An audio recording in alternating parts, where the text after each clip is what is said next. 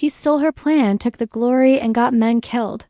Her revenge took 7 years and ended his career. Captain Anya Sharma lived in a world of shadows and whispers. Her weapons were pattern analysis, predictive modeling, and the subtle art of connecting dots no one else could see. From a windowless room in a secure intelligence compound, she waged a silent war, her battlefield the intricate, shifting landscape of human intent. Her greatest work was Operation Sundial, a plan so nuanced and meticulously crafted that it was more like a symphony than a military strategy. It was a plan to dismantle a terrorist network in the Horn of Africa by patiently exploiting its internal rivalries and financial dependencies. A plan designed to achieve its objective with minimal bloodshed. Her rival, Major Marcus Davenport, lived in the world of the sun. He was handsome, charismatic, and politically sharp, a man who saw the army as a ladder and every operation as a rung. He believed in shock and awe and the glorious career-making thunder of decisive action. He saw Sharma's patience as weakness and her subtlety as cowardice.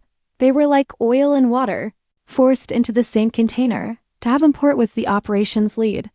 Sharma was his lead analyst. He needed her intelligence, but he resented her. For a dot, when Sharma briefed Operation Sundial to their commanding general, she could feel Davenport's ambition radiating off him like heat. The general was impressed by the plan's elegance but cautious. It was a long game. Davenport saw his opening. 2 days later, Davenport requested a private briefing with the general. He presented his plan, which he'd renamed Operation Viper Strike. It was Sharma's plan, but brutally simplified. He'd stripped away the patient, non-violent elements and replaced them with a series of high-risk raids. It was louder, bloodier, and faster. It was a plan that would create heroes and headlines. He'd stolen her symphony and turned it into a drum solo. Sharma found out when the execution orders came down. Her name was nowhere on them. It was Davenport's operation now. She confronted him, her voice a low, furious tremor.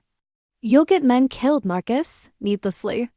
Davenport leaned back in his chair, a picture of smug confidence. "It's a war, Anya. Soldiers die. But heroes get promoted. Don't worry, I'll be sure to thank the intel team in my report." The operation went forward. It was, by the metrics Davenport cared about, a success. The network was disrupted. But just as Sharma had predicted, the cost was horrific. 2 helicopter pilots and 4 Special Forces soldiers died in a raid that her original plan would have rendered unnecessary. Davenport was awarded the Silver Star and promoted to lieutenant colonel. He was the hero of Viper Strike, his picture in military journals. In his speeches, he spoke of the hard but necessary choices of command. Anya Sharma, who had raised concerns, was quietly transferred to a less prestigious post, a cooling off assignment for an analyst who didn't know her place. The official narrative was set. Davenport was a hero and she was a bitter, difficult woman who had questioned a successful mission.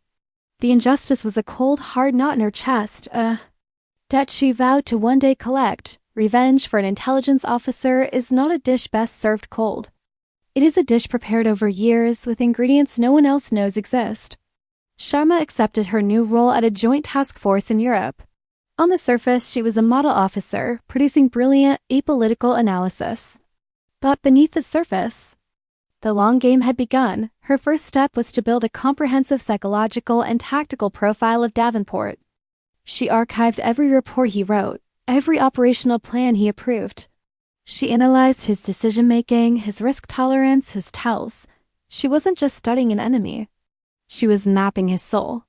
She discovered his fatal flaw. He was intellectually lazy. He relied on a small set of aggressive, predictable strategies and was too arrogant to believe anyone could see his patterns. Sharma became the army's foremost expert on insurgent tactics in Central Asia, a region Davenport was now focused on. She published insightful, widely read papers under her own name, building a reputation for almost prescient analysis.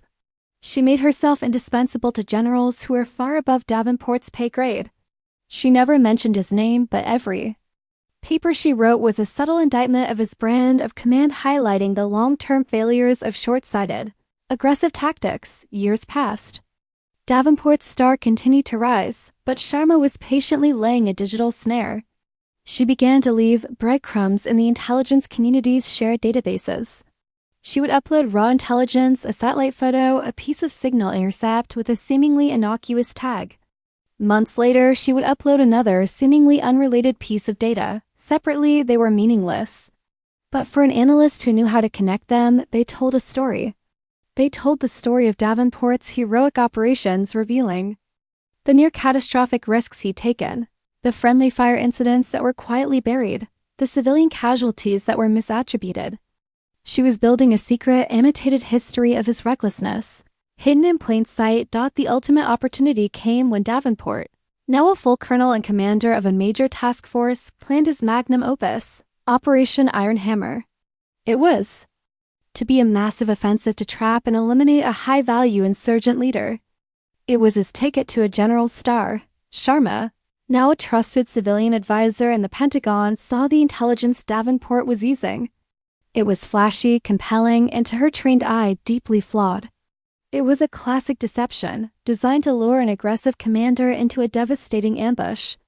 Davenport, blinded by his own ambition, had taken the bait hook, line, and sinker. The climax and resolution 3 days before Iron Hammer was set to launch.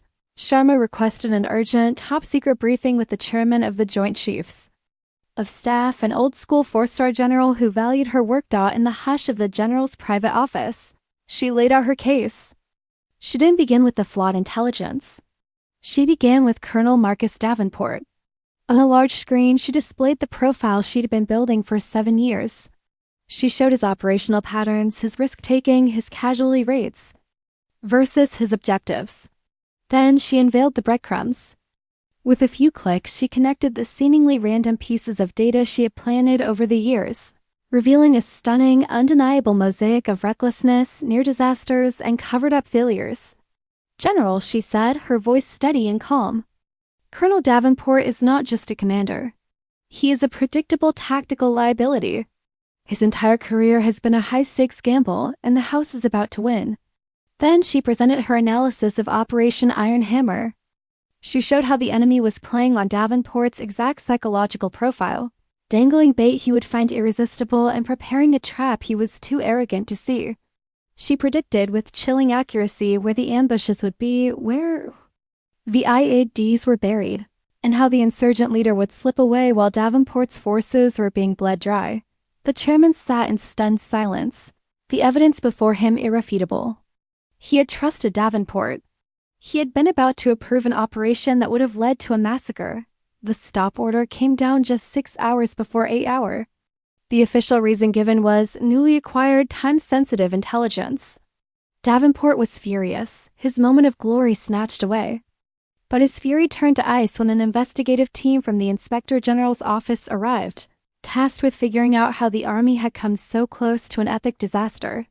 The investigation, quietly guided by Sharma's report, was merciless. They uncovered everything.